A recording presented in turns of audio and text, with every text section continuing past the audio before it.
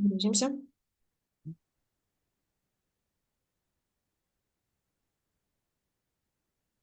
So hey there, everyone. Welcome to our free session. So my name is Nash Akthar. I hope you guys can hear me. So if you can hear me, please type yes, and then we'll start our session.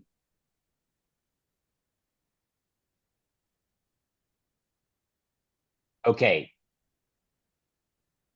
So hope you guys can see me. Hope you guys can hear me. So we're doing a small sound check.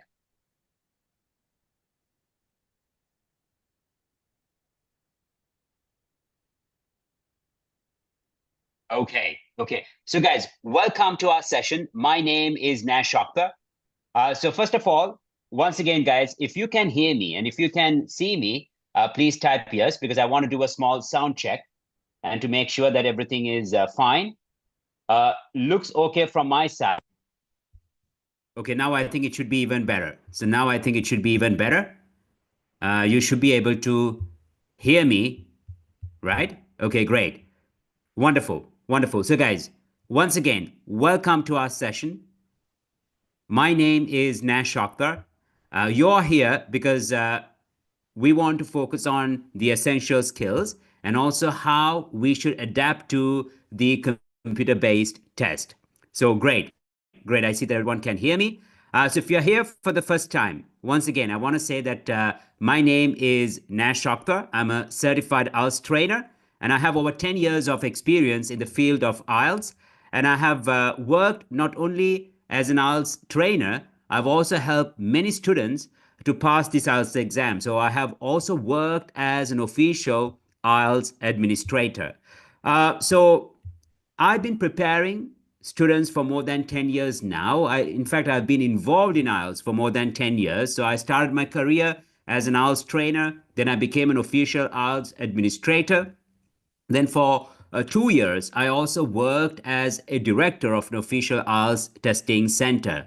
So it's been a fantastic journey. And the best thing about IELTS, or when you become an IELTS trainer, is that you get to help students to achieve their required score on their first attempt. And actually, we conducted several seminars in Sri Lanka as well. And as you can see, we have a tradition where we gift our students a symbolic mug. So when they achieve a very high score, we appreciate that, we celebrate that, and that's why we give them a symbolic mug. So you can see here, so we conducted a couple of sessions, and these are the students who achieved band 7 and higher. So if you achieve a band 7 with us, you'll also receive this mark, which is called I Have Mastered IELTS.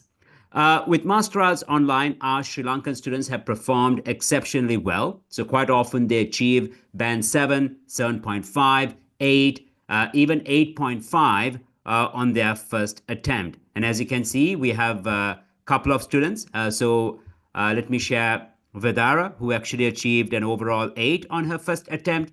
Then actually, we have another student who achieved 7.5 on her first attempt. Then we have Shervanta, who achieved 7.5 on his first attempt. What you need to understand here is that the exam is not difficult at all. If you prepare properly, then you can achieve your required score on your first attempt too. So that's what we're going to do today, guys. We're going to focus on all the essential skills, and I'm going to make this session very interactive. So let's say you might be struggling with reading. Maybe it's listening that you find the most challenging, or maybe you just don't know how to come up with proper ideas for writing. Now, all those concerns will be addressed today. And not only that, all the participants will have this free ebook. Now, I'll share the ebook only at the end of our session. So stay till the end and I'll tell you how we will share the ebook.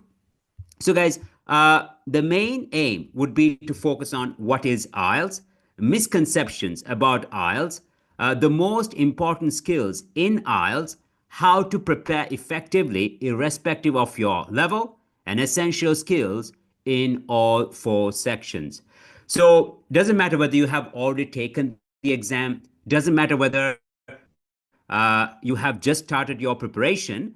this session would be an enlightening one because I'm going to cover so many points, and I'm pretty sure most of the things I'm going to share today would be new for y'all. Maybe it could be an eye opener. So, guys, since I have spoken so much and since I have introduced myself, I would really appreciate if you could introduce yourself. If you could tell me where you're from, why do you need IELTS, what is your required score, and when are you planning to take the exam? So, can you write a brief description? For example, hi, my name is David from Colombo. I need IELTS to enter a university in the UK. I need a band 7 and plan to take the exam in 3 months. This will be my first attempt. So, could you please give a brief description about yourself? So, would like to see everyone getting involved.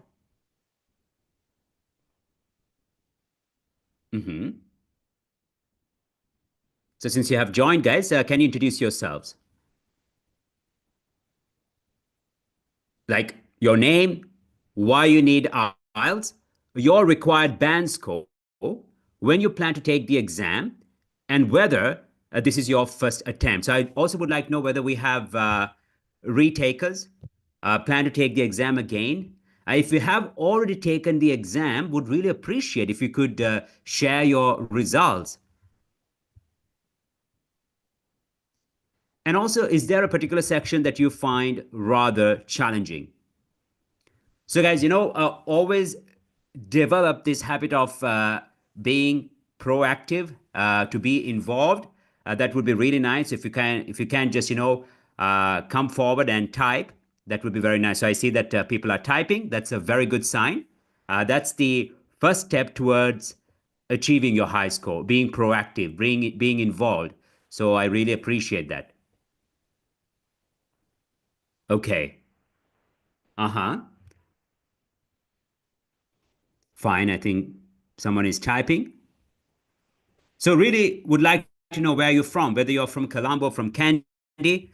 Okay, so here we have Kaushalya who says required band score is 6.5 for your masters in Australia. Okay, great, great, wonderful, wonderful. So 6.5, I wouldn't say it's a very high requirement, and I would say if you prepare well, it should be really easy.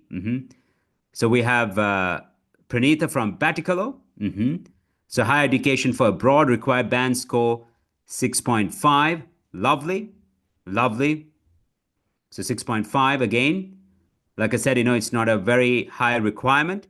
So do we have people who would like to achieve a band 7, 7.5? Do we have specific requirements? Mm-hmm. Okay, so is there's another person from Vatala, Shanaz, plan to go abroad for research by master's program. I want to take band score of more than 7 for New Zealand. Okay, so do you need to achieve not less than 7 for each section? Okay, and then I see Amila from Colombo. Okay, you need IELTS to move to Canada. Required score 7 overall and not less than 7 for each section. Okay, wonderful, wonderful. Now, those are like specific requirements, and especially for Canadian migration, you might also need a band 8 for listening. So that's also a kind of a very specific requirement. Okay, okay, great, great. And I also see Ruwanti needs 7.5 overall and is planning to take the exam in 3 months. Then we have Jonica. Okay, planning to do a job in Canada. Need more than 7 band score to get the job. This is my first attempt. Okay, I wish you all the very best, Jonica. Seems like it's a very important step for you. To get the job, you need a band 7, and I'm pretty sure you can. Great. Okay, so we have Branavi from Trincomalee. I need IELTS to enter university in Australia. I need band 7 and plan to take exam in March. Okay, Branavi, thanks for sharing. Welcome to our lesson. So guys, yes, I'm not going to read. So everyone is typing now. Won't be able to read all the answers, but I really appreciate it. I'll go through. I'll definitely go through. I'll definitely go through. So thank you very much. Thanks for sharing. But do please keep typing. I will read because it will be important for us. Great. So, guys, we're going to slowly start this session, okay? And I'm going to tell you that I'm going to introduce very important points. And before I start, I know that many of you all are very worried about the computer format, right? Now, tell me, who is worried about the computer format? Can someone type? Do we have students who are really worried about the computer-based test because we don't have the paper format anymore in Sri Lanka? So, do we have students who are really worried? Do we have such students?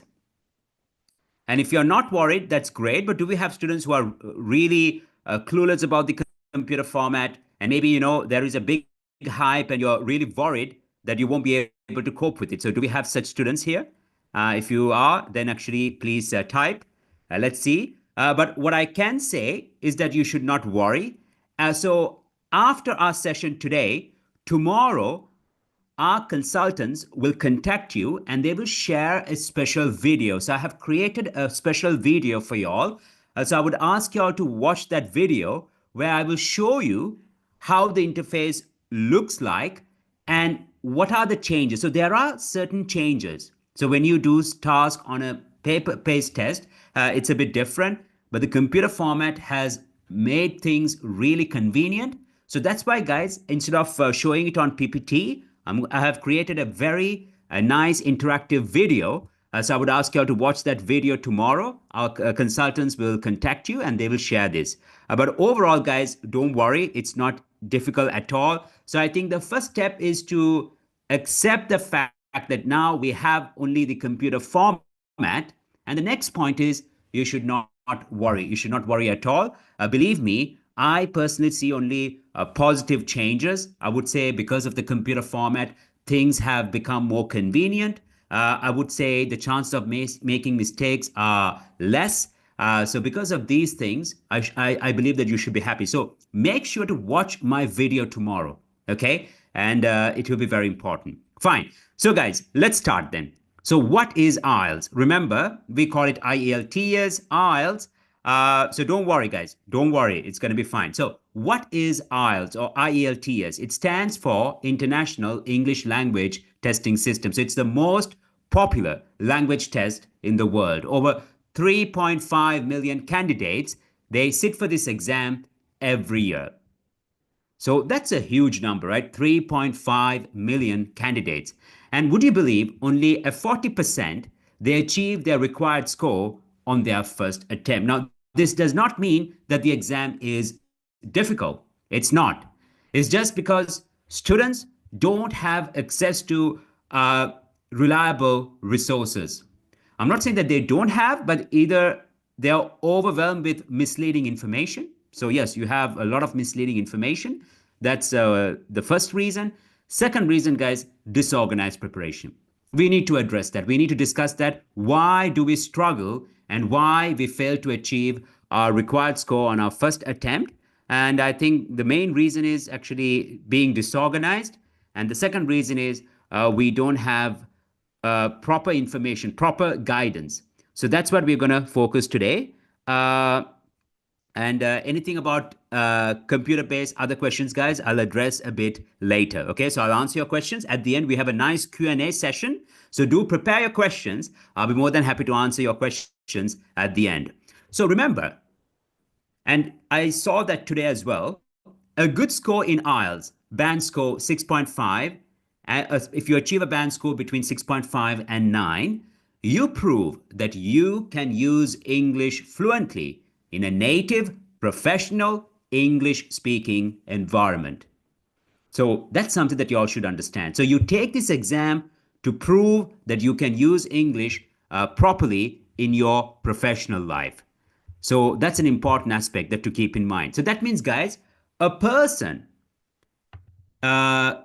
achieves a band 7 or 7.5, they prove or they certify that they can negotiate in English. That's why for speaking and writing, we have coherence. That means to be logical. If you achieve a 7 or 7.5 for general IELTS writing, you prove that you have ability to write business letters. Or if you have a very good score for academic IELTS, you prove that you have the ability to describe graphs, bar charts, pie charts, and maps. So every skill that you acquire would be useful for your professional life, not for your personal life. So that's why, guys, always remember when you prepare for this exam, you are going to benefit. Everything that you learn would be useful for your professional life. So keep that in mind. Then the other thing I want to mention is that if you prepare well, you learn to brainstorm in English, which is also important for your essay writing. And that will be important when you have to write reports, when you have to present an argument.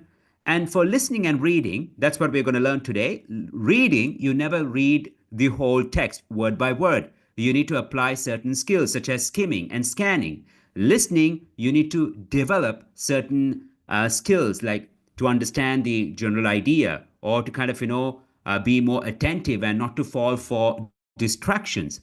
So all these skills will be useful for your professional life, not for your personal life. So don't look at this exam like, oh God, I need to pass this exam, or like somehow I need to pass this exam. Don't have that kind of an attitude. Think about the benefits. Look at it in a way that it will be beneficial for your career.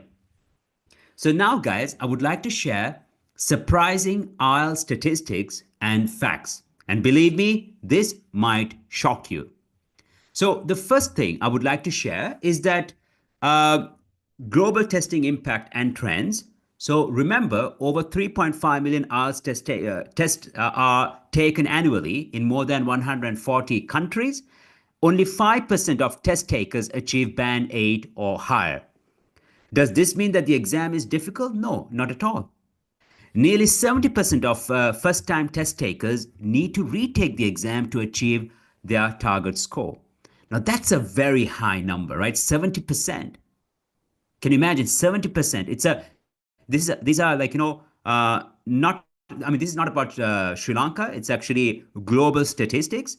So it does alarm us, right? I mean, it's very shocking.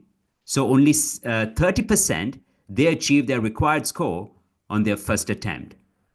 Now, financial impact also is quite interesting. The global IELTS preparation market is valued at over 5.2 billion. Students spend an average of $1,200 to $2,500 on IELTS preparation, including courses and materials. So, test fees alone cost candidates worldwide approximately 1 billion annually. 1 billion annually. Can you imagine? So the thing is, the market is very huge, undoubtedly, because of disorganized preparation. Students end up spending more than they should, and they spend an alarming amount. And these are the things that we should be aware of, and we should not fall for it. That's another thing that we should keep in mind. So, guys, if you look at the exam structure, I'm going to go through very quickly, and then we're going to focus on practice tasks. So remember, there are four sections. We have listening, reading, writing, and speaking. So can you tell me, guys, which section is the easiest for you? Which section is the most challenging for you as well? Can you just type quickly? Which is the most easiest section and which is the most challenging section? What do you think? What could be the most challenging section and what could be the easiest section? Okay, some are saying that it's reading. Okay. Now, what about you? Now, I would like to know more about you all. Now, if you have already started working with practice test, do you find reading the most challenging? Okay. So I see someone is saying listening is the easiest. Okay, that's great. Now, who finds writing challenging? And who finds listening challenging? Because I see many are saying listening is the easiest. Okay. Writing is a bit harder. Okay. And someone is saying writing is the easiest, whereas reading is difficult for me. That's interesting. That's interesting. And what about speaking, guys? Do you find speaking difficult? Uh huh. It's nice to see that many are saying listening is the easiest. And yes, you're right, Umanga. Listening part one is the easiest. Listening part one is the easiest. And yeah, people are saying writing is the challenging. Okay, okay. Yeah, so look, if you say that reading is the most challenging, you're right. And if you feel that writing is the most challenging section for you, you are right. But the thing is, remember, it's very important to expose yourself. So let's say if you have this habit of listening to podcasts, or if you watch documentaries on a regular basis, you will find listening, IELTS listening, much easier than those who don't listen to podcasts. And you will also develop your speaking skills much faster. There is always a connection there. And if you read on a regular basis, let's say you're an avid reader, you love to read books, novels, news. Now, if you read in English every day, you will find IELTS reading much easier than those who don't. And also, you will find writing easier as well. You will improve your skills much faster. So that's why, guys, if you have decided to pass this exam, you need to expose yourself. So don't just start with practice test immediately. You need to develop skills, and it should be natural. And to do that, my advice would be for you all to watch documentaries, not Netflix, right? And also to read on a regular basis. So, guys, if you want to achieve a very high score in IELTS, I would like to share a very important skill, a skill that is so crucial. And if you master this skill, you'll be able to achieve a very high score for listening, reading, writing, and speaking. So, this is a skill that we are going to focus now. So, the skill I would like to introduce today is paraphrasing. So, first of all, let's try to understand what is paraphrasing. Paraphrasing means expressing the same meaning in a different way. Now, this is done by replacing certain words with synonyms or by changing the word form and changing the structure of a sentence. So, in English, if you want to paraphrase, there are three methods. The first way is to change the word form, noun to its verb form, adjective to its adverb, or the other way around. For example, you convert the verb to its noun form, you convert the adverb to its adjective. So, first of all, guys, believe me, if you want to achieve a very high score, you need to become familiar with all three components. So that's what we're going to do now. Now, I'm going to share a nice example here. Look at this example. It says, the new iPhone 17 will be released in September. And look at the paraphrase sentence. It says, the launch of the new iPhone 17 will be in September. Okay? So instead of release, we have used the word launch and we have changed the word order. Like the launch of the new iPhone 17 will be in September. You see, the launch of the new iPhone 17 will be in September. So those are the way of paraphrase. That's how we paraphrase. So what we have done is we have changed the word order. We have converted release to its noun form. We have replaced release with the word launch, but we have used the noun form and we have changed the word order. Like the launch of the new iPhone 17 will be in September. Now you're going to see how important it is to paraphrase, how important this skill is for every section. That's what we're going to do now. So let's focus on the first way of paraphrasing, converting the word form, okay? Noun to its verb, adjective to its adverb, and so on. Look at the first sentence. It says, Yanni was the composer of Winds of Orchids. Look at the second sentence. It says, Yanni Winds of Orchids. Now, as you can see, the missing word is a verb because Yanni did, an action. So the missing word is a verb. So can you tell me what should be the answer here? Like Yanni was the composer of Winds of Orchids. Yanni Winds of Orchids. So composer, what is the verb form of composer? And what should be the answer, guys? Can you type the answer? Can you type the answer for the first one immediately. And I want everyone to type now. Don't take much time, yeah? Okay. Well done. Very good. Very good. Composed. Composed winds of orchids. Yeah, not composed, but composed, right? Because the missing word is a verb. Very good. What about the second one? It says, she performed really well at the concert. She performed really well at the concert. She gave an excellent. Now, as you can see, excellent is an adjective. The missing word is a noun. What should be the answer here? So she performed really well at the concert. She gave an excellent at the concert. So what is the verb, the noun form of to perform? What is the noun form? What should be the answer? I see the answers coming. Well done. Well done. I think it's a no-brainer. So to perform, and the noun form is performance. Performance. Absolutely. Absolutely. Now, guys, let's get involved. Let's get involved. Let's type. Look at the third one. It says, Sarah and her friend had creative differences. Difference is a noun, like have, like had creative differences. So Sarah and her friend creatively. Creatively. It's an adverb, creatively. So we need the verb. What is the verb form of difference? What is the verb form of difference? What do you think? The verb form of difference. What is the answer? Can someone come forward and type it? It's a no-brainer. It's a no-brainer. Well done. Okay, someone is typing.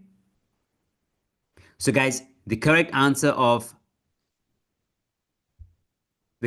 is deferred. So the verb form of difference is deferred. To differ, deferred. Now, always keep in mind, you have to be very thorough. You have to be very thorough with the word forms. If you are not thorough, then it's going to be very hard to achieve a good score in IELTS. So that's the first step. If you're not aware of the word forms, how can you structure sentences properly? Right? So always remember, basic grammar is a crucial part. If you don't master these things at the beginning, then the preparation wouldn't be that effective. Now, the second way of paraphrasing is to replace certain words with synonyms. Noun, so for example, you replace adjectives, verbs, adverbs with synonyms. And it's a very important skill as well. Look at this sentence, guys. It says, technology plays an important role in the education sector. Technology plays an important role in the education sector. Can you give me synonyms for important? What other words can we use instead of important? What do you think? Like important, I want at least 4 synonyms, and I want everyone to type 4 synonyms, other words. Okay, and I want everyone to type. Guys, this is a very important skill. You identify the keywords. Okay, well done. I see. Well done. Very good. Significant. Very good. Pivotal. Well done. Pivotal. Significant. What else? What else? Starts with the letter V. Maybe prominent. Prominent. Crucial. Well done. Crucial. And then I want another one which would start with the letter V. Vital. Well done. Very good.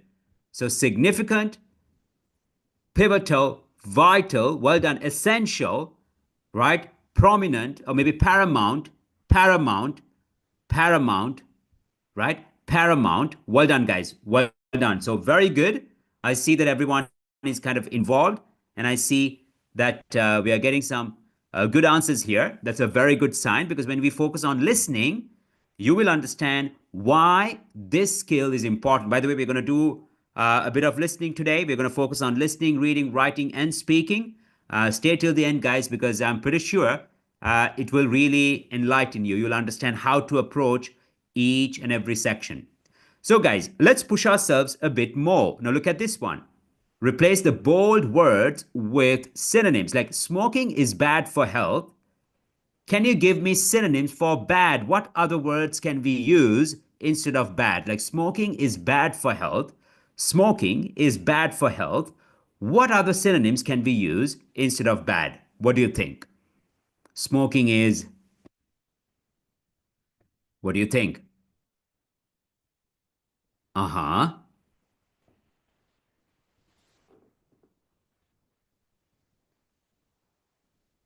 Because bad is a common word, a word that we should avoid, a word that we should never use. So, what do you think? Instead of bad, we can say dangerous. Injurious depends, dangerous, detrimental, harmful, right? Well done. Yeah, detrimental, harmful. Absolutely, absolutely. So, very good, very good. What about it is a big problem? What synonyms can we use instead of problem? What do you think? Like it is a big problem. Big problem, really? So I would use better options. We must save the environment. So instead of save, what other synonyms can we use? And children need more attention from their parents. Children, what do you think, guys? So, as you can see, we have some common words such as problem, save, need. And these are the words we should avoid at the exam, both for speaking and for writing.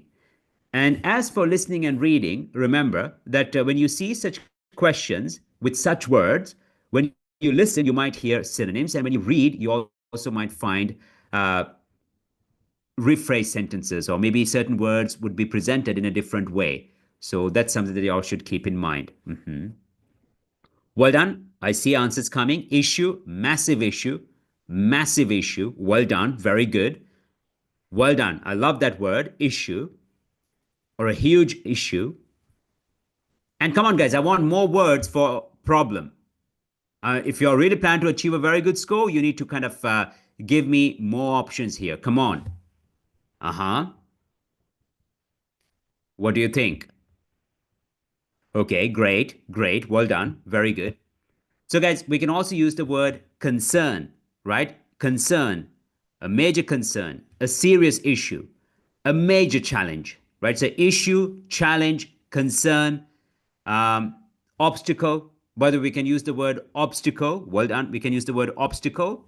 And then we must save, we must protect, preserve the environment.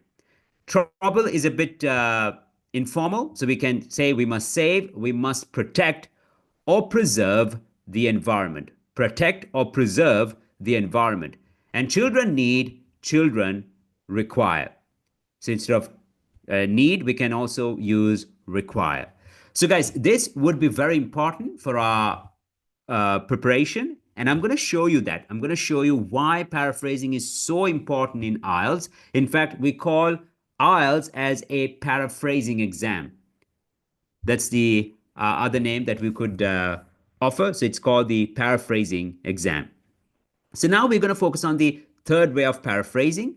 Replace the active voice with the passive voice. So we use passive voice when we don't want to focus on who is doing the action, but on who is receiving or experiencing the action. Now look at number one. It says the government should take immediate measures. And we can rephrase it by using the passive voice and say immediate measures should be taken by the government. You see, immediate measures should be taken by the government. Parents should teach children foreign languages at an early stage. We can say foreign languages should be taught to children at an early stage. Foreign languages should be taught to children at an early stage. Now, always remember, we use the passive voice to emphasize on the action, to focus on the action, and not to focus on who is doing that action. So, for example, guys, instead of saying, John, we have this problem because you didn't do the delivery on time, it's better to say, we have this problem because the delivery wasn't done on time. We have this problem because the delivery wasn't done on time. You see, so we use the passive voice to emphasize on the action. So I hope it's clear for you all. So, what did we learn? We learned three ways of paraphrasing, right? Changing the word forms, noun to its verb, adjective to its adverb. Uh, then we focused on how to replace words with synonyms. And also, we focused on using the passive voice, which is a way to change the word order. So, learn these three approaches.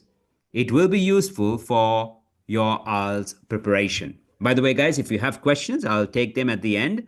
So, now let's focus on IELTS listening. So, we'll focus on the structure, the essential skills, types of questions, and how to approach certain question types. So, here is an overview. IELTS listening is, so yeah, just give me a second because I know the transmission might get a bit delayed. So, yeah.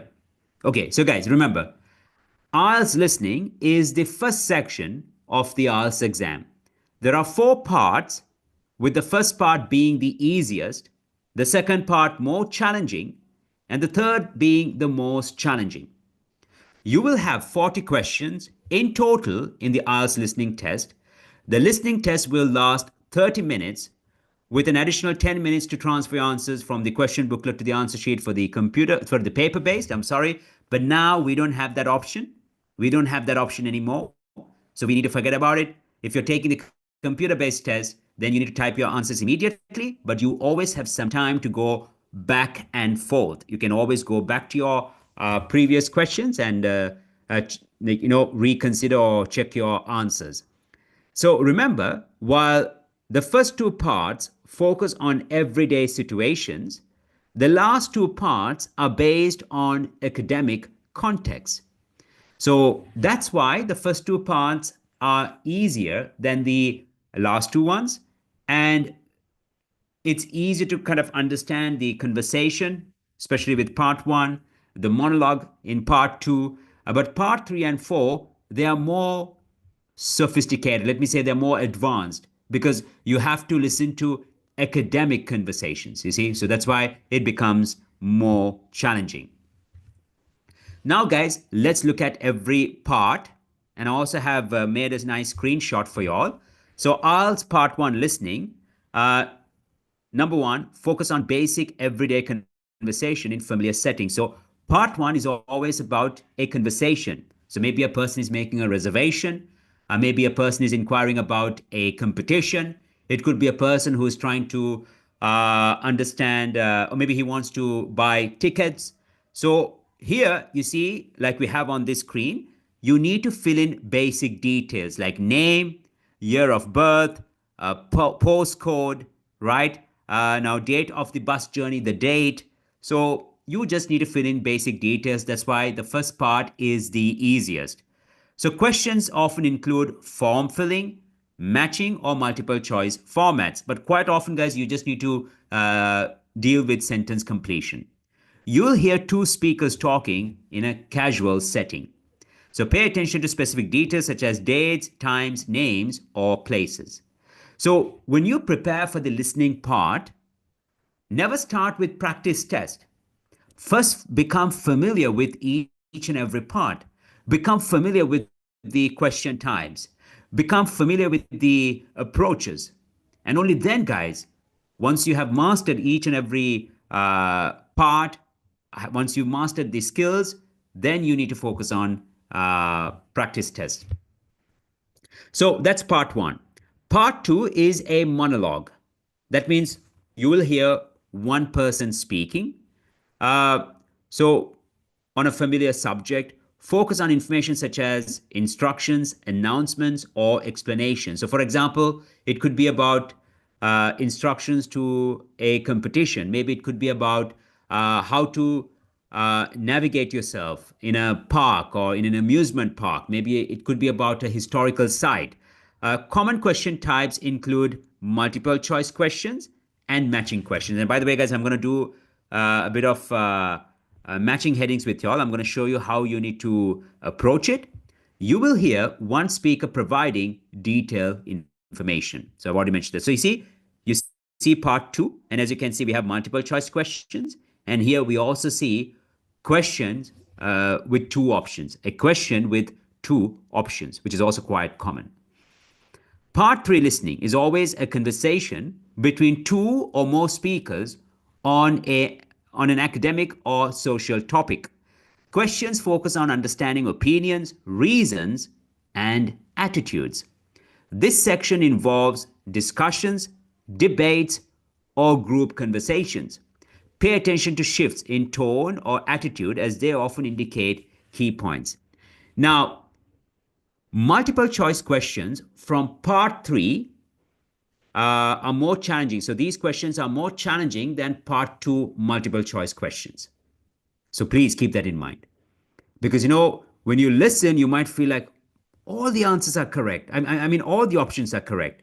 So which is the correct option? So that's something that you need to work on. Now, that's where paraphrasing would be important. That's where paraphrasing would be important. Then, guys, before I speak about part four, keep this in mind. Part one, part two, and part three, you will always have a pause in between. That means first you will listen and answer questions one to five for part one. And then they'll give you some time to go through questions six to 10. And then you write your answers for six to 10. Since you're taking the computer based test, most probably you'll be typing. But for part four, you don't have this pause, you don't have this break in between. So it's a lecture or academic monologue on a special subject. Questions test detailed listening for factual information, main ideas, and conclusions. The content is more complex and require higher focus on specific details. Common question types include summary completion and multiple choice questions. So you'll always have summary completion. Most of the time, you will have summary completion. And at the end, you will also have multiple choice questions. So that's about IELTS listening, guys. So here are common mistakes that you should avoid from now onwards. Number one, lack of exposure. So if you're preparing for IELTS, expose yourself to listening, listen to podcasts, watch documentaries, and listen to various accents. This will improve your listening skills. Now, you have that opportunity, right? So if you watch a BBC documentary, you might see not just the Brits giving an interview, it could be other nationalities like Arabs, Mexicans, or Africans, or Indians. And that's also great so that you become familiar because at the exam, don't think it's always native speakers who would speak. You might hear Arabian speaking or Chinese speaking, right? So you also need to become familiar with those accents. Keep that in mind.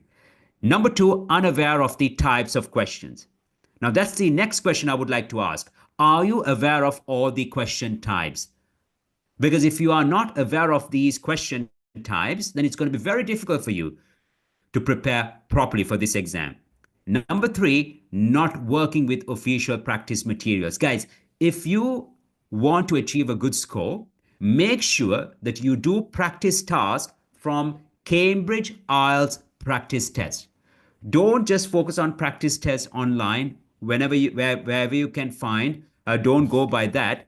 Always make sure to become familiar with Cambridge IELTS practice test. That means you should do practice tests from Cambridge IELTS test books, not textbooks, but test books. Then, guys, if you have decided to prepare for IELTS, don't start with practice tests. First, you need to master four essential skills, which I'm going to share now. And then you need to become familiar with all the question types. And only then you need to focus on practice tests.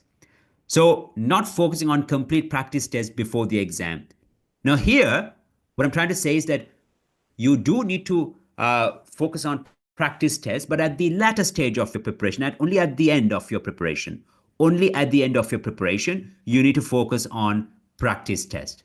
Not at the beginning, at the end of your preparation. And it's very important to do at least four complete practice tests before you take the exam. I repeat, it's very important to do at least four complete practice tests before you take the real exam.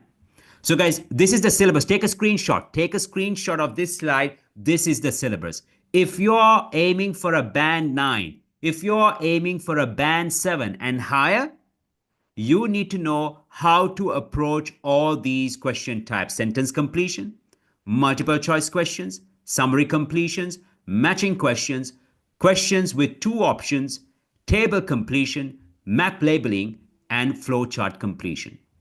So, if you want to achieve a very good score, since we are very interested in the syllabus, you need to know how to approach all these question types.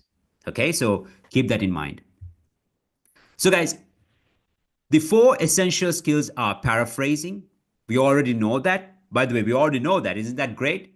So, paraphrasing means to say the same thing in a different way, converting the noun to its verb form to its noun form, replacing certain words with synonyms, changing the word order. In other words, just to say the same thing in a different way, the same meaning in a different way. Identifying keywords. When you read questions, you need to identify words which are important for you to understand the question better. Predicting the missing words. When you have to complete sentences, you need this skill. Then you need to pay attention to distractors because quite often they might confuse you. Let's say date of the bus arrival. Date of the bus arrival. They might say, well, it will arrive on the 20th of September. No, I'm sorry. 2 days after, it's going to be 22nd of September. So they'll always try to confuse you. So here you need to be really attentive. So keep that in mind. So, guys, I'm going to do a small task with y'all, multiple choice questions. And who finds multiple choice questions confusing? Who finds it confusing? Who finds it confusing? Do we have anyone who finds it confusing? Or you find it okay? Multiple choice questions, both for listening and for reading. Who finds it confusing? No one. Okay. Okay, so it's okay for y'all. Okay, I see that someone says that, yeah, it is quite challenging. Yeah, you're right. You're right. You kind of feel like all the answers are correct. Well, that's a common situation where you feel like all the answers are correct. That's actually kind of a common situation. I agree. I agree. But don't worry, guys. So let's focus on multiple choice questions now. Don't worry. So the most important thing here is that you have a question and you have different options, right? Now, for IELTS listening, you'll be given some time to go through all the questions and the options. So for IELTS listening, you're always given time to go through the question and the options. Now look at A. It says, why does the speaker apologize about the seats? So the keywords are why speaker apologize about the seats. Why does he apologize? So when you listen, you might hear that. So they are too small. There are not enough of them. There are not enough of them. Some of them are very close together. Some of them are very close together. So when you listen, guys, you might hear all the options, but they might be presented in a different way. So, guys, can you give me synonyms? Too small. How to say too small? How to say too small in a different way? Can you give me this option? Too small? The chairs are too small. How to say it in a different way?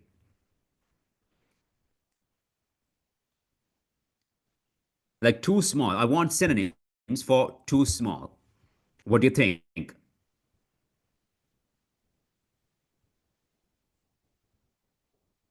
Okay. Yes, we can say tiny, tiny. Okay, we can use the word tiny, too small, tiny. Look at the next one. There are not enough of them. Not enough of them. We don't have enough of them. How to say it in a different way? Some of them are very close together. Mini, okay, fine. Well done. That's a tiny, very tiny. Well done. Compact. Very good, guys. Well done. I love these answers. I really love these answers. Well done. Very good. What about not enough of them? How would you say it in a different way? Not enough of them. Not enough of them. There are not enough of them. And some of them are very close together. Not plenty of them. Well done. Well done. Not sufficient. Okay. Wow. Wow. Very good. Very good. Some of them are very close together. Some of them are very close together. So if the chairs are all close to each other, how would you feel? What do you think? If they're really close to each other. So guys, I love these synonyms. What about C? Some of them are very close together.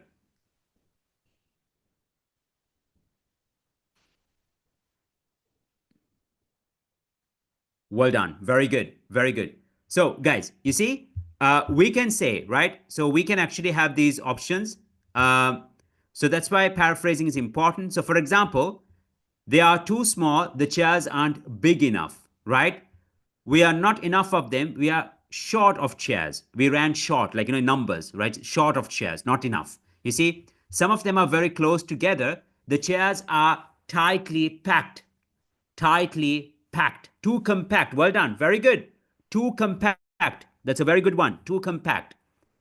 Then you see, look at B. What does the speaker say about the age of volunteers? The age of volunteers is less important than other factors. Less important, we can say not that significant. Young volunteers are less reliable, less consistent, or not as dependable. You can't depend on them. You can't depend on them. You see, most volunteers are about 60 years old. 60 years old means approaching retirement age. So, what's the retirement age in Sri Lanka? Is it 60, 65? I think most probably it's 65, 60, right? For example, in Eastern Europe, it's 55. Anyway, so most volunteers are about 60 years old, approaching retirement age. So 60 years old, approaching retirement age. Why did we do this? At the exam, when they give you 20 seconds or half a minute, well done, very good, congested, well done. So when they give you some time to go through the questions and the options, they are not expecting you to pray at that time. Some people think it's time to pray. Some people think about, oh, I need to pass this exam. So they're kind of thinking about what will my wife think if I fail? Or the wife might think, what will my husband think if I fail? What will my friends say if I fail again, right? No. You have half a minute to 1 minute to go through these questions. You need to identify keywords. And with every option, guys, when there are adjectives like small, too small, think about synonyms. Not enough of them, insufficient. Well done, very good. They are very close together, very close. And again, an adjective. Think about a synonym. The age, less important than an adjective. Think about a synonym. Less reliable, an adjective. Think about a synonym. 60 years old, maybe might be presented in a different way. So, guys, I'm not going to play the audio, okay, because I'm going to give you an task where I would appreciate if you could do the task for me. So, just give me a second. Just give me a second. Yeah, so I think I kind of yeah. So here, guys, yeah. So I'll move to another task. We're going to focus on reading now. But remember, if you listen, if you listen, you will hear the correct option according to the audio, and you'll be able to identify the correct answer. So always keep this in mind. It's going to be very useful, guys, if you want to achieve a very high score in the exam. So now, guys, so that's what we do, guys, with our preparation. We always focus on the essential skills. So for listening, we focus on the essential skills for every question type. And then only then we focus on exam practice, and that would be important. So now, guys, let's move on to IELTS reading. So here we're going to focus on the structure, the common mistakes, and also the question types we will have at the exam. So IELTS reading will be the second section of the exam for both academic IELTS and general IELTS. It will last for 60 minutes. So there will be three passages for the IELTS academic and three sections for IELTS general. So while the first passage is the easiest, the second becomes more challenging, and the third is the most challenging. The same applies for IELTS general reading as well. So overall, there are 40 questions. By the way, for listening, you have 40 questions, and you have 40 questions for reading as well. Now, if you want to achieve a band 7 for listening, then you are allowed to make 10 mistakes. You can make 10 mistakes. For academic reading, the same. You can make 10 mistakes and achieve a 7. If you make 6 mistakes, it's going to be 7.5. If you make 4 mistakes, that means 36 out of 40, that would be an 8. If it's 38 out of 40, if you make 2 mistakes only, that's going to be an 8.5. If you don't make a single mistake, that's going to be a band 9 for IELTS reading. So, guys, here are the common mistakes you should be aware of. and mistakes that you should avoid. Number one, lack of exposure. The same as listening, make sure that you read on a regular basis. So you can read articles, news, and other texts to enhance your reading skills. Uh, Start with practice tests immediately would be another mistake. So don't start immediately with practice tests, or focus on the question types. Read the text and then focus on the answers, and try to answer from your knowledge but not from the text. So, quite often, guys, students think that they first need to read the text and then they need to read the questions and then to answer. It doesn't work like that. It would be a disaster if you go with that approach. So always remember to first focus on the question and develop this habit of finding answers for the question from the text. So first focus on the questions, then try to find answers from the text. That would be the correct approach. Not like you read the whole text and then you try to kind of, read the questions and then find the answer. That would be a disaster. That would frustrate you. You will never find the answers. Then, guys, trying to answer from your knowledge, but not from the text. So always make sure your answer should always be from the text. Okay, so never take that part for granted. You always need to find the answer from the text. From the text, that's important. So when it comes to IELTS reading, there are 5 skills actually: skimming, read quickly to understand the general idea; scanning, to find specific information; identify keywords; paraphrasing; and then predicting the missing word. So these are the 5 skills you need to master. Once again, skimming, scanning, identifying keywords, paraphrasing, and predicting the missing words. Okay, so 1, 2, 3, 4, 5. So skimming means to read quickly and understand the general idea. Scanning means to find names, dates. So for example, if you want to find a name, you don't have to read the whole text. You just need to locate that name, find that name. Identifying keywords means whenever you read a question, we've already discussed, you need to pay attention to adjectives, adverbs, the subject, right? Verbs, because these words would help you to understand the question better, and also it would help you to rephrase it. So you can easily rephrase because you can replace adjectives and adverbs with synonyms. And this way, guys, you understand the statement better. You understand the sentence better. Paraphrasing, we've already discussed. So that's why first you identify keywords, then you rephrase it. And then for sentence completion, we have sentence completion tasks for reading as well. You need to predict the missing word. So, guys, if you're preparing with an IELTS trainer, if someone says that he or she is a certified IELTS trainer, a vastly experienced IELTS trainer, then they need to know these skills. So before you join, you need to ask them, what are the 5 essential skills? Can you tell me? And if they struggle, if they can't give an answer immediately, then you need to think twice. That's my advice. So, like listening, if you want to achieve a good score for reading, you need to become familiar with these question types. First of all, sentence completion. You need to learn that. Then we have matching headings. By the way, guys, can someone tell me which question type do you find the most challenging? Okay, please type. Okay, which question type do you find the most challenging? We'll discuss it. Okay, then we have matching headings, a very confusing question type. But always remember, with matching headings, you need to focus on the paragraph.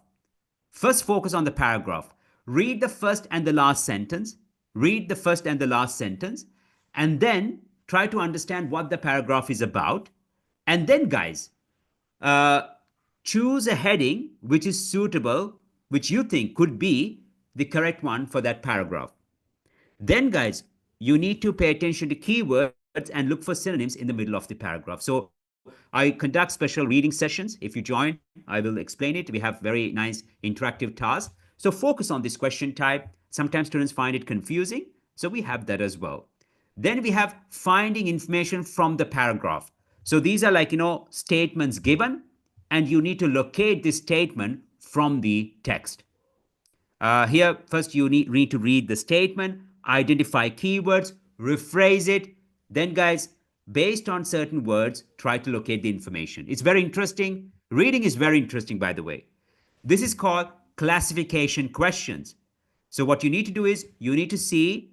Now, here the instruction says write the correct letter A, B, or C in boxes 19 to 20 on your answer sheet. You may use any letter more than once. So look at the following purposes, right? And the list of timber cuts below. So these are the timber cuts, like a TSI cut, a salvage cut, or we have a shelter wood cut, right? A shelter wood cut. So here, guys, you just need to scan. You don't read the text. You focus on the descriptions, like to remove trees that are deceased. Now you scan for TSI. So you look for just TSI. And when you read the sentence, you won't find the exact sentence, like to remove trees that are deceased. Maybe to evacuate dead trees, or to kind of, get rid of dead trees, or trees which are not alive. Now that's why you need to rephrase it. You see? So it's very easy. So you just don't have to read the whole text.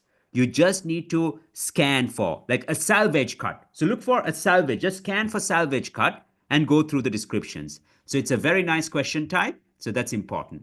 Then the killer we call true, false, not given. Who finds it very confusing? True, false, not given. Sometimes students tell me, like, I don't know how to differentiate false from not given, like how to understand the difference between false and not given. Here, guys, the approach is the same. First, you need to focus on every statement. You need to identify keywords, and then you need to kind of scan the text, which I'm going to teach you now. I'll teach you all. Okay. Then we have multiple choice questions. So if you look at listening and reading, there are similar question types. We have multiple choice questions, we have sentence completion, we have matching questions, right? It's the classification question is almost the same, the approach. So we have similar question types. So if you are preparing properly, you need to you have to achieve a good score both for listening and for reading. Then, yeah, those are the main question types. So once again, we have matching headings, true, false, not given, classification questions, finding information from the paragraph.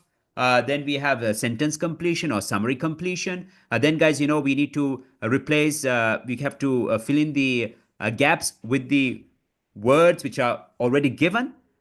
That's another way of paraphrasing. So do you see the importance of paraphrasing? So if you haven't even focused on paraphrasing, if someone hasn't emphasized on this skill, then passing the exam would be a bit difficult. You see, so it's a very important skill that you need to master. So keep that in mind. Fine. So guys, let's focus on true, false, not given. We're going to focus on exam practice questions. If you get these answers right, that means you have understood these principles really well. Okay? So, are you ready for the challenge, guys? Are you ready for the challenge? Yes or no? Are you scared of the challenge? Who's ready? Who would like to kind of, do some true, false, not given and get the answers correct? Okay. Okay, so get more involved. Okay, great, great. So if you guys are ready, then we'll start. And if you guys have questions, if you guys have questions, then please wait till the end and raise your questions, and I'll be more than happy to answer. Fine. So, guys, this is how the instruction would look like. Do the following statements agree with the information given in the text below? In boxes 1 to 6 on your answer sheet, write true if the statement agrees with the information, false if the statement contradicts the information, not given if there is no information on this. Okay, so that's the task. So, guys, look at this statement. The statement is in blue, and we have a paragraph. So we're kind of focusing on one paragraph at a time. So we're focusing on one paragraph at a time. Look at the statement. It says, you can work through parts of a course more than once. You can work through parts of a course more than once. So the keywords are can work through parts more than once. That means can repeat a section multiple times. Can repeat a section multiple times. You see, can work through parts more than once. That means can repeat a section multiple times, several times. So, guys, can you read the first three lines? Can you read the first three lines of this paragraph and tell me whether this statement is true, false, or not given? And I want everyone to make an effort. I want everyone to make an effort and answer this question. What is the answer here, guys? Please.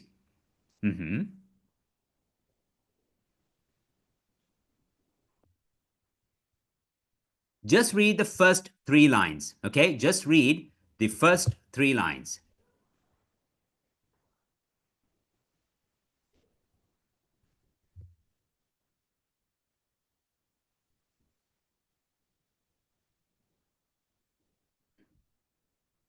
The first three lines. The question is, you can work through parts of a course more than once. Can you repeat a section multiple times? Can you repeat a section multiple times? What do you think? What do you think? Uh huh.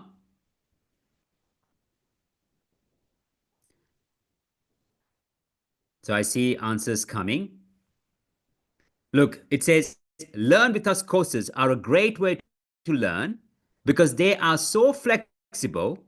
All our courses are taken online using a computer, so you can work through the course at your own speed and go back to any session whenever you want to. Go back to any session whenever you want to. That means you can repeat a section. Well done. You can repeat a section more than once. Exactly. So do you see? Well done. Very good. So the answer is true. It was a no-brainer, right? It was a no-brainer. It's easy. So the answer is true. Exactly. It's not given. It's true. It's true. Well done. Very good.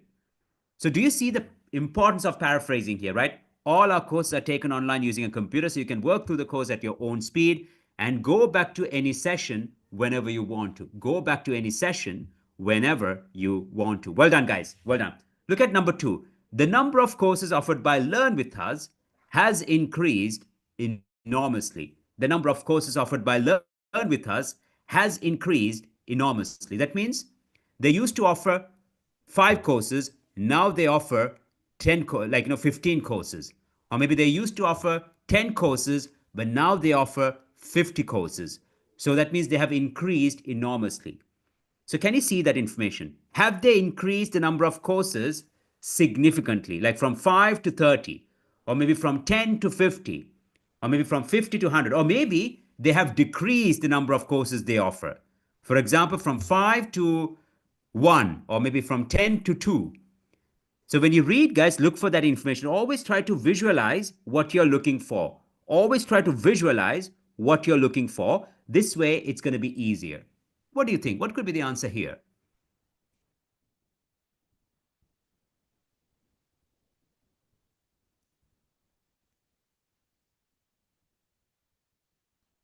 Uh huh. Waiting, guys. Come on. Is it true? Is it false? Or is it not given? Have they increased the number of courses they offer significantly, or have they decreased, or you can't find any piece of information here? What do you think?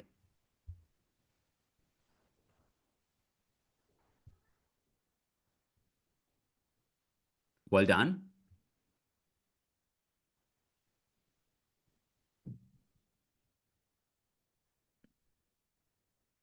So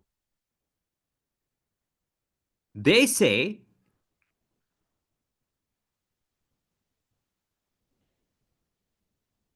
okay, I see the answers coming. Well done. Well done. Very good. Very good. So the answer is not given. The answer is not given, right? So it's a no-brainer. It's not given. It's not given. So that's the answer. So guys, did you see the importance of paraphrasing, right? We saw the importance of paraphrasing. It's the most important skill. Once you master that, you will learn how to approach It'll be easier for you all to approach every question type, provided you learn. So what's important is that you learn how to approach each and every question type. So well done, very good. Let me do one more with you all. Let me do one more with you all. Now here it says Marie Curie's husband was a joint winner of both Maria's Nobel Prizes. Joint winner of both Maria's Nobel Prizes. That means both Marie Curie and her husband won two Nobel Prizes together. Marie Curie's husband was a joint winner of both Maria's Nobel Prizes. Both Marie Curie and her husband won two Nobel Prizes together. They won two Nobel Prizes together. So, guys, this is about Nobel Prize, right? First of all, we need to locate the information. Can you tell me where can we find this information? Is it in the first paragraph or in the second paragraph? Is it in the first paragraph or in the second paragraph?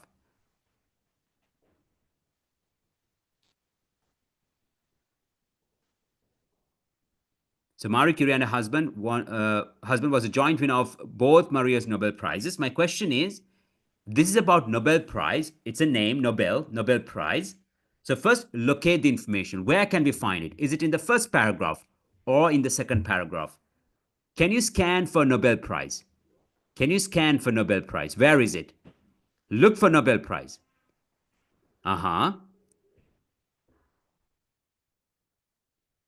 Just scan. Don't read, scan. Well done. First paragraph. It's in the first paragraph. The third line. Third line of the first paragraph. Well done. Very good. So remember the statement. Marie Curie's husband was a joint winner of both Maria's Nobel Prize. That means her husband won two Nobel Prizes together with Marie Curie. Is it true? Is it false? Or it's not given? Now, read from the third line, guys. Read from the third line. Twice a winner of the Nobel Prize. Read from the third line till the end of the paragraph. That's it. From the third line till the end of the paragraph. What do you think?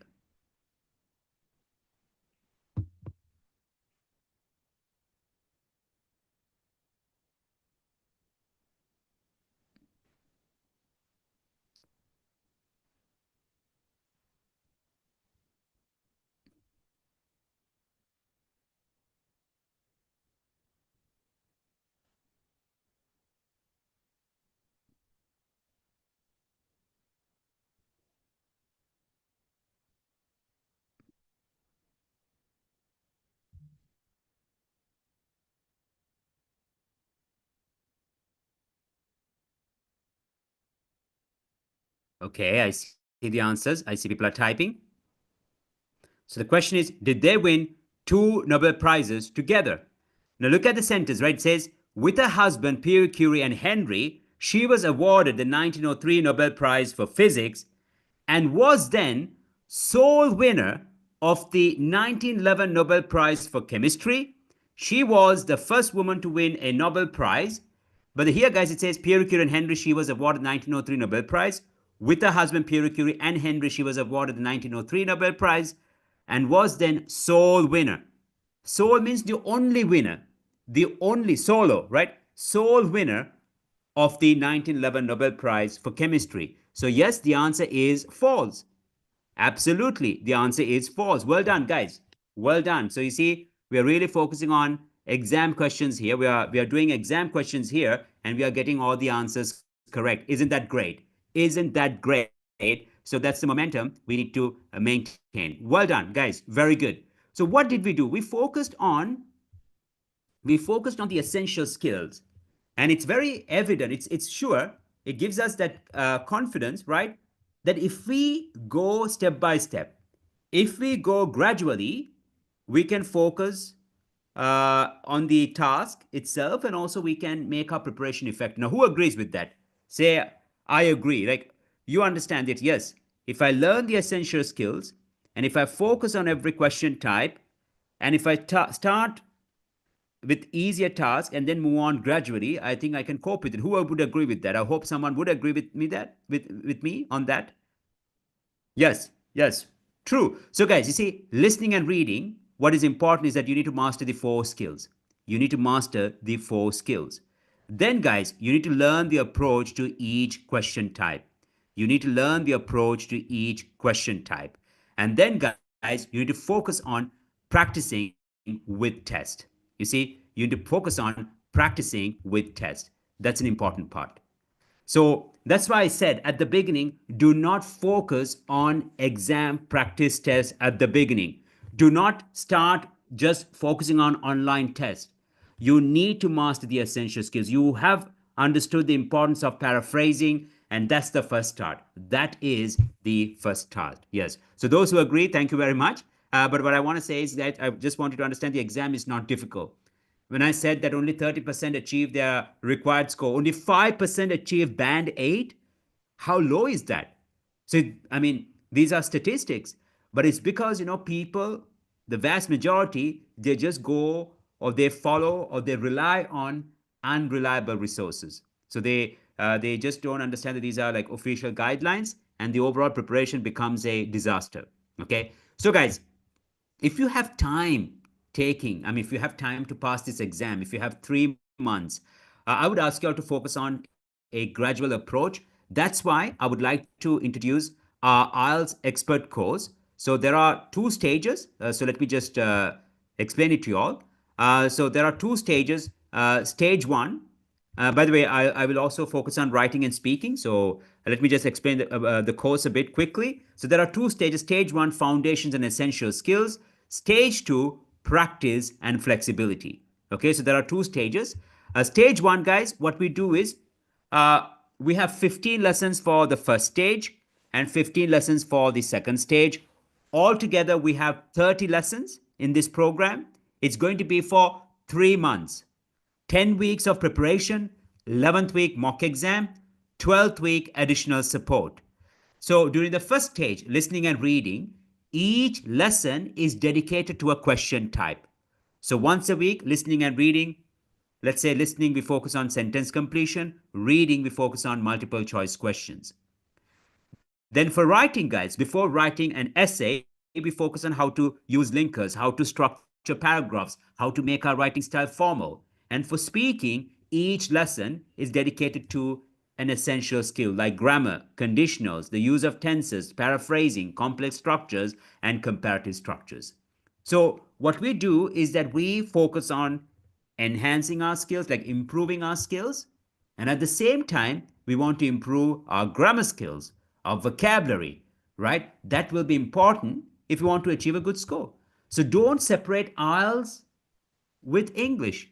It's the same.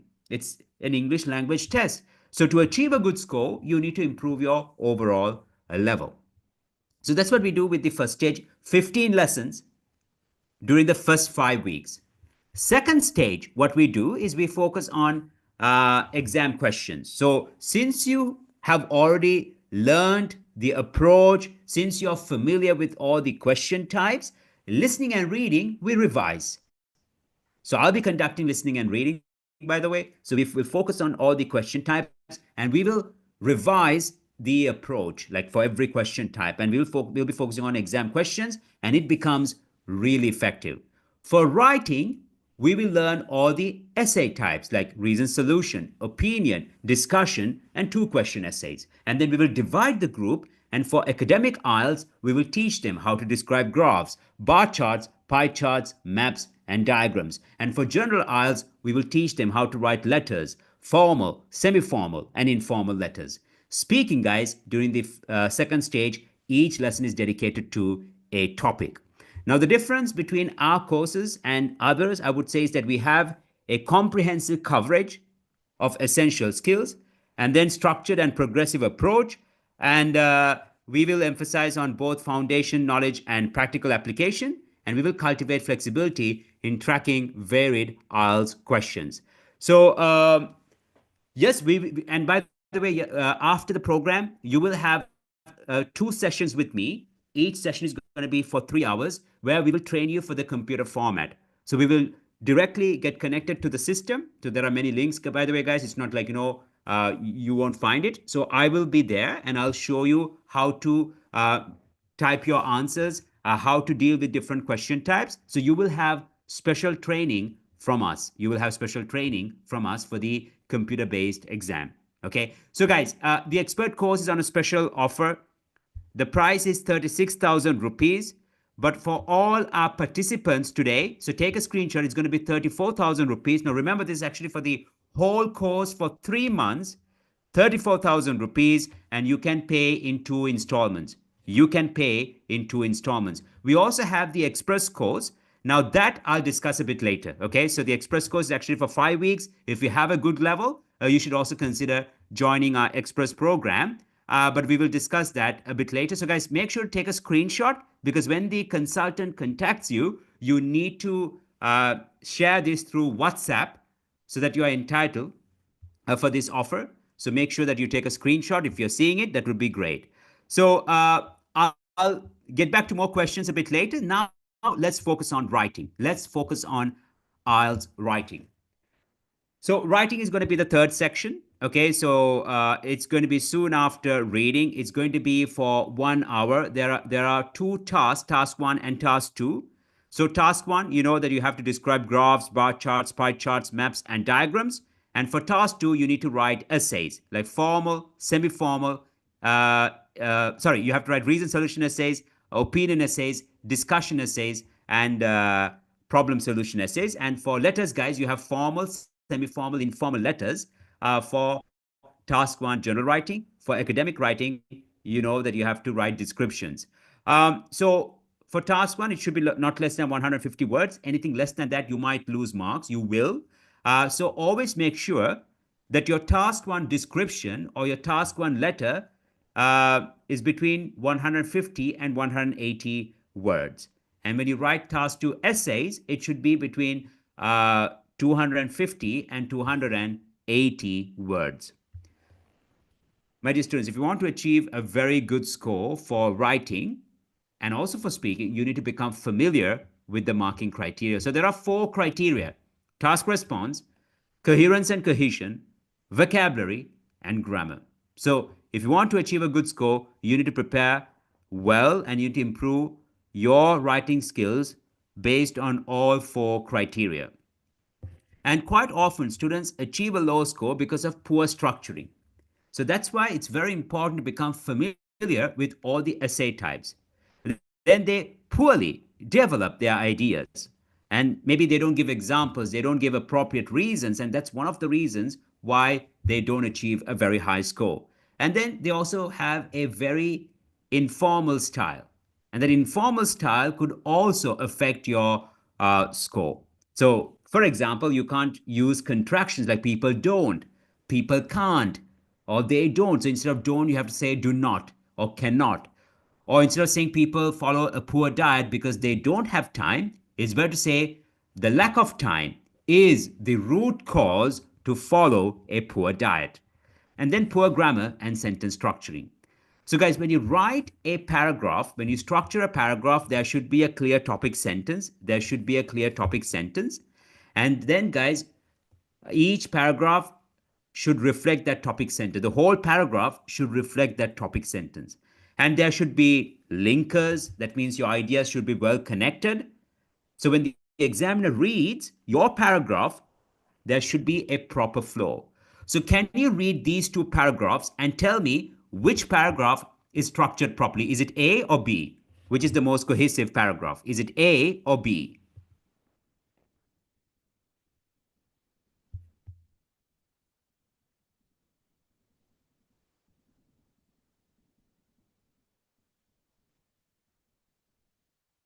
Which is the most cohesive paragraph here? Is it A or B? What do you think?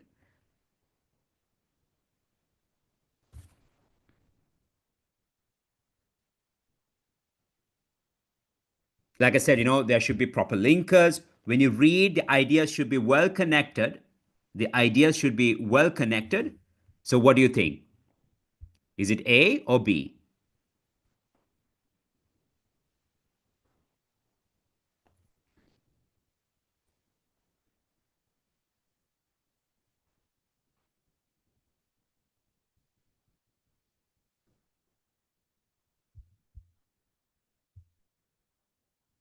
Mm-hmm. Well done.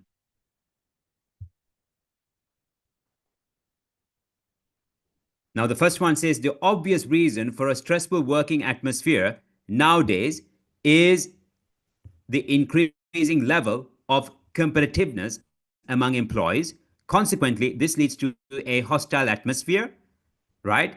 In the working environment. The best solution for this is for employers to create team activities. For instance, it is known that many international companies organize tasks focusing on teams, which have made the employees perform effectively in a relaxed atmosphere.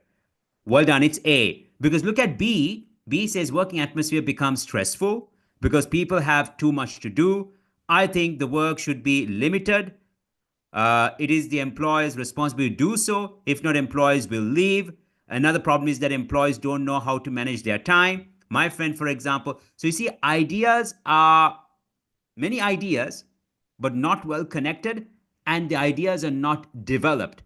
The ideas are not developed. So, yes, the correct answer is A. Well done. Very good.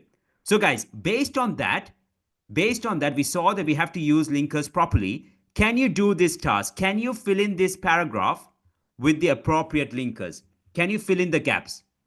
Can you fill in the gaps, please? Would really appreciate if you could fill in the gaps. Uh-huh.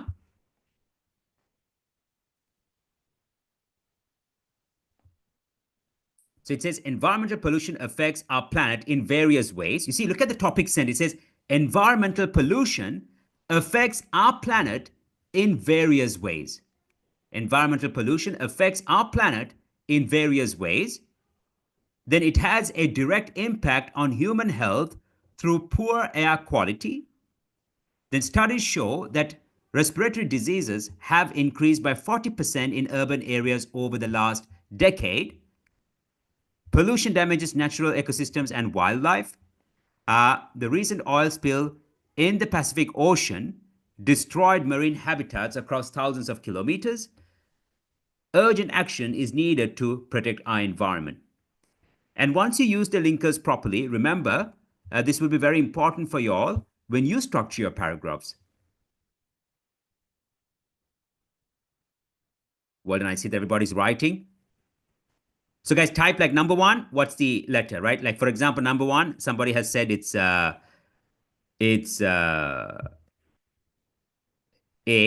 firstly. So number one, A, well done. Number two, what is number one? Number two, yes, if you can type your answers, that would be great.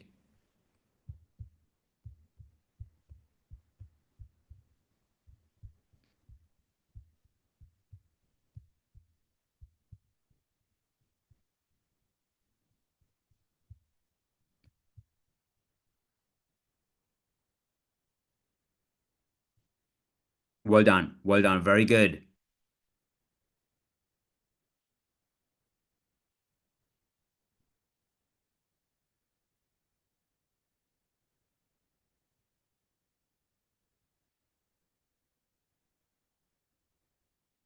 Well done. Well done. Very good. So yes, number one is it's a no-brainer. It's firstly, right? Because the first sentence says environmental pollution affects our planet in various ways. Environmental pollution affects our planet in various ways. Well done. Yes, it does, right? And then firstly, it has a direct impact on human health through poor air quality. Okay. For example, studies show the respiratory diseases have increased by 40% in urban areas over the last decade, right? And then, what about number three? Number three, we are adding another information. Furthermore, pollution damages natural ecosystem and wildlife. In particular, the recent oil spill in the Pacific Ocean destroyed marine habitats across thousands of kilometers. Therefore, as a result, urgent action is needed. Well done, guys. Well done. Well done. Very good.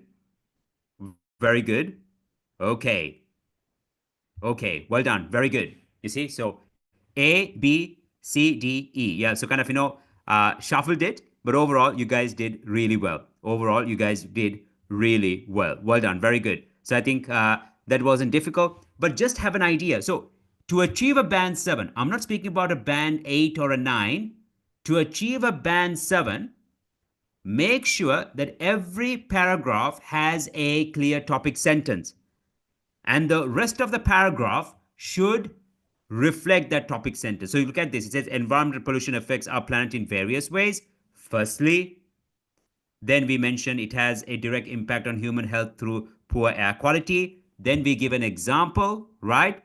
Then we add another information. Then we become more specific with another example. Then we come up with a nice conclusion. So those things are really important, guys. So always keep that in mind. And now this is important for speaking as well. So this is important for speaking as well. So, like I said, guys, if you want to achieve a very good score, you need to master the essential skills. That's why, let's say, if you're planning to take the exam in 3 months, I would highly recommend our expert program. If you're preparing by yourself, even remember there are 4 steps. Step one, acquire the essential skills. Step two, practice. Step three, implement. Step four, assess. So during the early stage of your preparation, you need to learn all the essential skills. That's acquiring. And to be familiar, in order to be thorough, you need to practice. Once you have enough practice, you'll be able to implement it. Do you know quite often students, when they sit for the exam, they go blank, or they say, like, I couldn't come up with ideas. I could not implement everything that I learned. Why does it happen? That happens because maybe either the student was disorganized, or maybe the student didn't have enough practice. Both are the same. It's the same, just being disorganized. And also, guys, you need to assess your progress. If you make mistakes, fine. That's an opportunity to learn. Mistakes are always a chance for you all to kind of learn from your mistake. That's like feedback.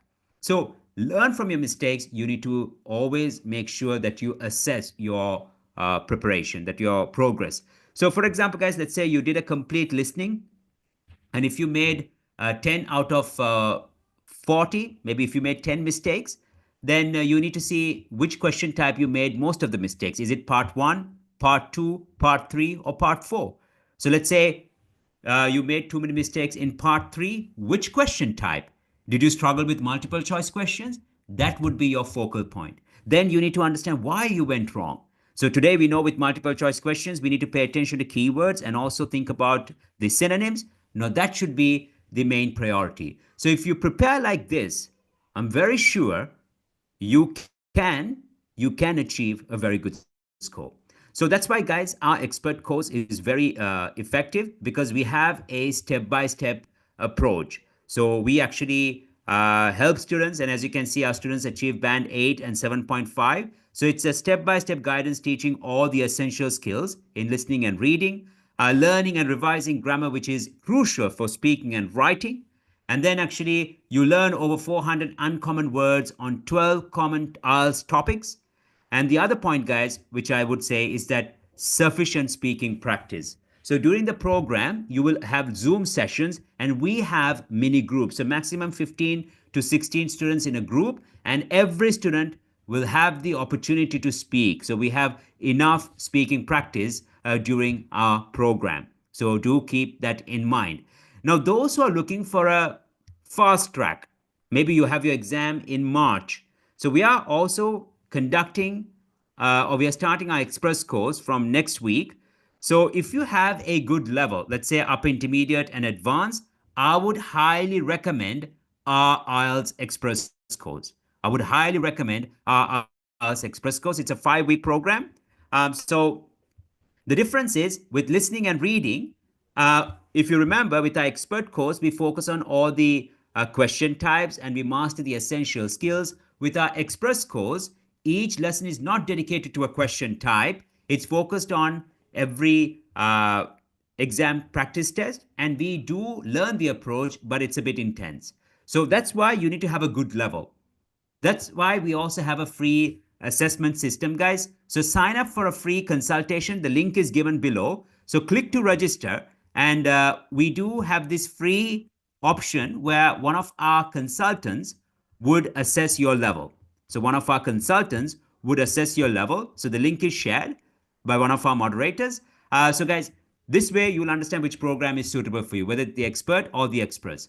Writing, guys, with the expert course, I have already mentioned, we will teach you the essential skills like word formation, sentence structure.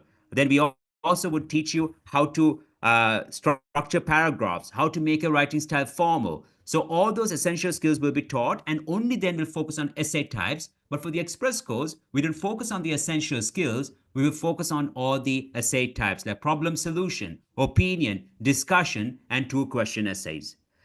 Speaking, guys, if you are struggling with grammar, I would highly recommend our IELTS expert course once again, because during the first stage, we do focus on grammar. For example, how to use conditionals, how to use tenses accurately, how to use linkers, how to be cohesive, how to focus on paraphrasing, and only then we focus on topics and all the three parts. But for Express, we focus on all three parts during the program.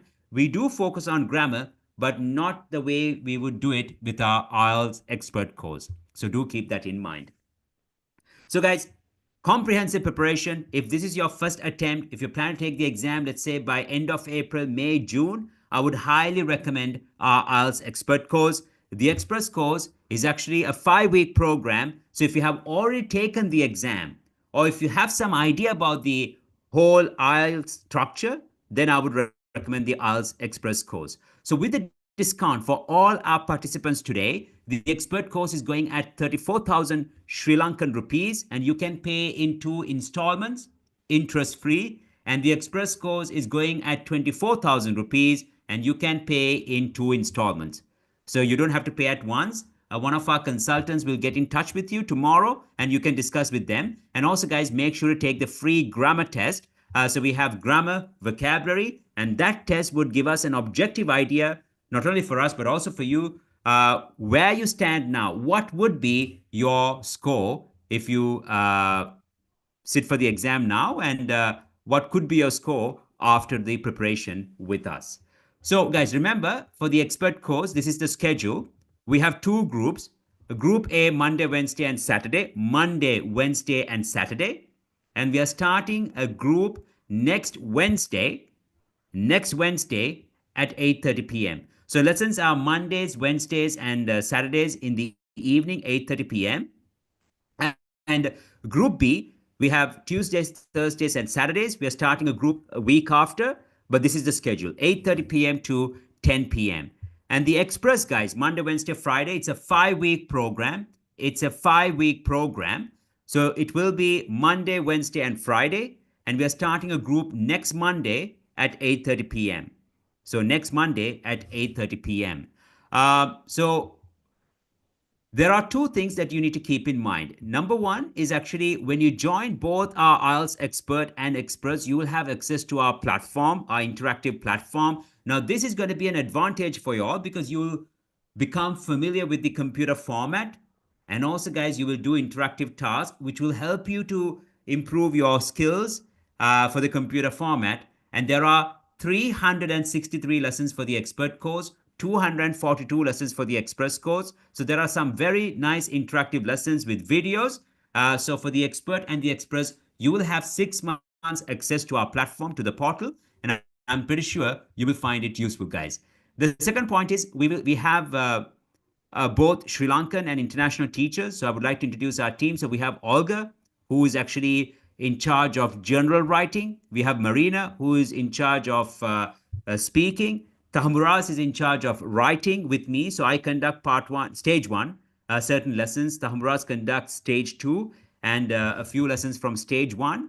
And also we have fantastic Sri Lankan teachers during stage one who would help you with your grammar skills. So we have international experts, guys, and they have already helped more than 1,000 Sri Lankan students. As you can see, the reviews, they speak for themselves. For example, Hansika achieved band 8 on her first attempt.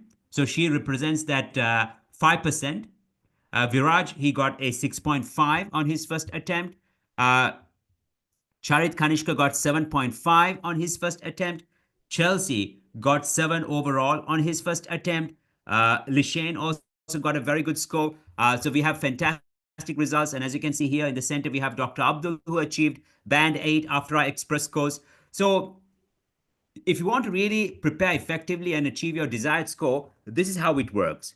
You need to join one of our programs. You need to attend all the lessons. Please don't depend on the recordings. Then, guys, after completing the course, you have to take the mock exam. And by the way, while you're preparing, while you're attending the course, every week you need to spend 2 hours on the platform. That would also make your preparation really effective. And then, guys, after the mock exam, we will assess your progress and then we will assist you further. Remember, there are additional sessions with me where I'll train you. And then, when you register for the exam, guys, based on your mock exam, you need to kind of work on the areas where you didn't do that well. It's a common thing, and there's nothing to worry about. And then, guys, if you take the real exam, I'm pretty sure you will achieve a very high score. You will pass the exam successfully. So it's a step-by-step process, and you just need to be consistent, and also you need to be committed. So don't think that if you join my session or Nash's session, I'm going to achieve my desired score. It doesn't work like that. So now, guys, I'm ready to take questions. So if you have questions related to IELTS about the computer format, I'll be more than happy to answer your questions. So, okay, Pranita is asking how many essays will be checked. That's a very good question. So, in our expert course, we check 16 essays. And if you want, we will check more essays upon request. But overall, altogether, we will check 16 essays. And for the express course, we check 12 essays. So, two task 2 essays, sorry, 8 task 2 essays, guys. I'm sorry. And then we check 4 task 1. But for the expert course, we check 16 essays. Any more questions, guys, about the exam, about the format? Yes, if you're taking the exam in July, I would highly recommend our IELTS expert course. I would highly recommend our IELTS expert course. So definitely, if you're taking the exam in July, if you have time, I think it's really worth. It would be a great investment. So yes, better to go for the expert course. By the way, guys, make sure to register for the free consultation. I'm sharing the link with you all, so do register. I'm pretty sure you'll find it useful.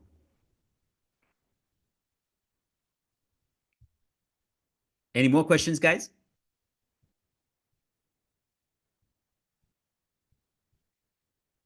In case I miss questions, our moderators will answer as well.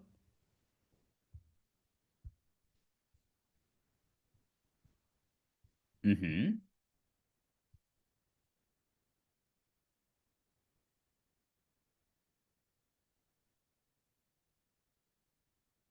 And always remember that it's very important at the beginning, right, to master the 4 essential skills, like, essential skills for listening, like we discussed today, essential skills for reading, right? When it comes to writing, we need to know how to structure sentences, work with the word forms. So, all those things will be very important if you want to achieve a very good score.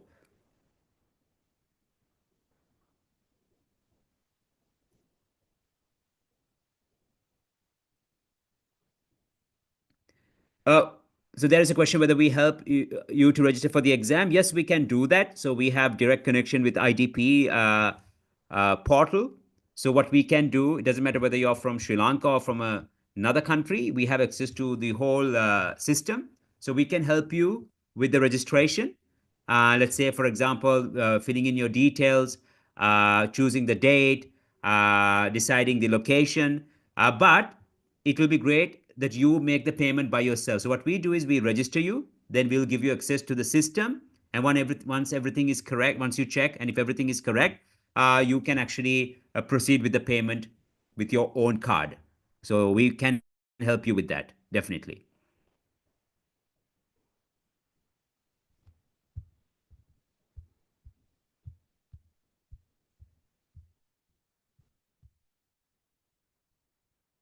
So I see people are typing and there are many questions coming.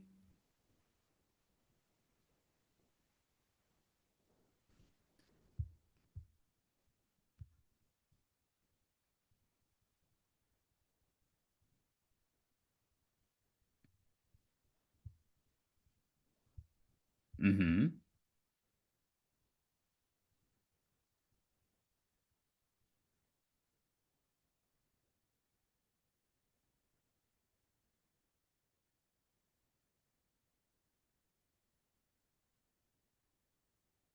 Okay, I'll take this question. When it comes to charts and graphs in writing, where should we focus more?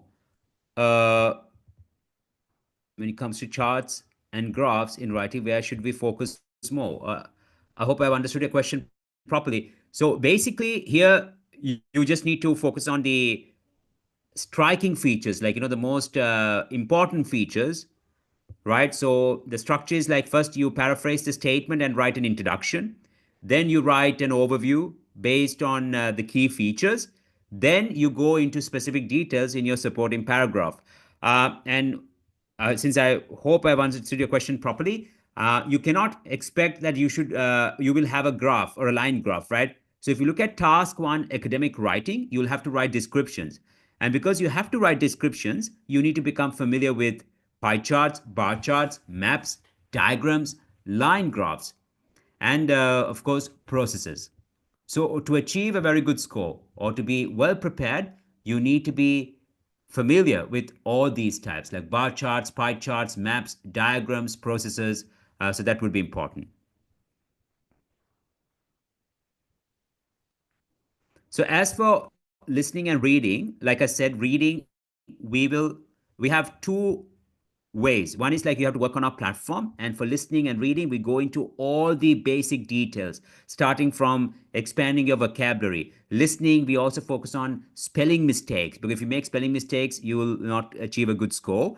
Then actually we focus on understanding different accents, how to differentiate, for example, 15 and 50, because some people, when they listen, they get confused. So on our platform, we focus on all those things. And like I said, with our expert course, each lesson is dedicated to a question type during the first stage. And only on the second stage, we focus on exam practice questions. And for reading, the same. So it's quite comprehensive. That's why I would highly recommend the IELTS expert course. So I have a problem of speaking. So if I'm given to speak 2 to 3 minutes, always I finished. No, here is actually, if it's the case, like if you have to speak for 2 to 3 minutes and you can't, remember, in part two speaking, which is a monologue, you have 1 minute to prepare, and then you should speak at least for a minute, maximum 2 minutes. So in this case, what is very important is to kind of plan properly. So you have to plan your answer. So what you're going to say when you start with your introduction, what are you going to say for every prompt? So prompt means like the points that you need to cover if you have seen the question. So in this case, think about 2 to 3 points for every prompt, and then plan your answer accordingly. So there are special techniques for that. So hopefully, if you join, I'm pretty sure you will learn all those things. But basically, what I want to say is that you have to plan, and then the last point is always remember how you're going to end your speech. So always you need to know how you would end it, because this is important. Because let's say if you lose track of, for example, if you kind of lose your ideas, you can just have a look at the ending. Because at the exam we should avoid saying that's it, or I don't know what to say, or I ran out of ideas. So don't give up. Always try to show that your answer is complete. So that's an important part in speaking. Any more questions, guys? Okay, so in case I missed some questions, forgive me. So, guys, I think time is up. So, do register for the grammar assessment, sharing the link once again. I hope you guys found this session useful. Remember, we learned about paraphrasing, which is an important skill, and I'm sure you must have understood that it became very effective with our reading task. You also saw for writing, we focused on organizing our ideas, right? So that's an important thing, because if you don't use linkers and if you don't develop your answers properly, then it's going to be very tough to achieve a very high score for writing. So what I shared today is actually just 5% of what we teach, because it's very difficult to kind of cover everything. But I want to make sure, I just want to make sure that you guys got everything really all the key things properly. Yeah. So now we have only the computer-based test, right? So it's only the computer-based test, but it's not a disaster. By the way, guys, that's why you need to kind of register, because I'll be sharing a video related to the computer-based test tomorrow. So make sure to register and we will share it with you and you can look at it, because in this video, I clearly show the difference between the computer-based test and the paper-based test. And you will have an idea like how it used to be and how it is now. Okay. Well, as for the exam online, if you're referring to passing the exam from home, yes, we have this option around the world, but not in all the countries. But I'm not very sure whether it's available in Sri Lanka. The only thing is, IELTS online is not accepted by many universities.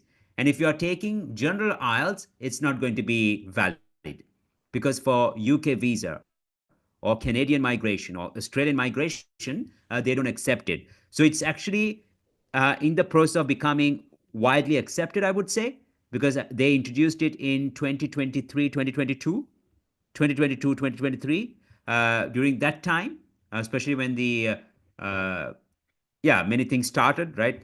Like, different conflicts and so on.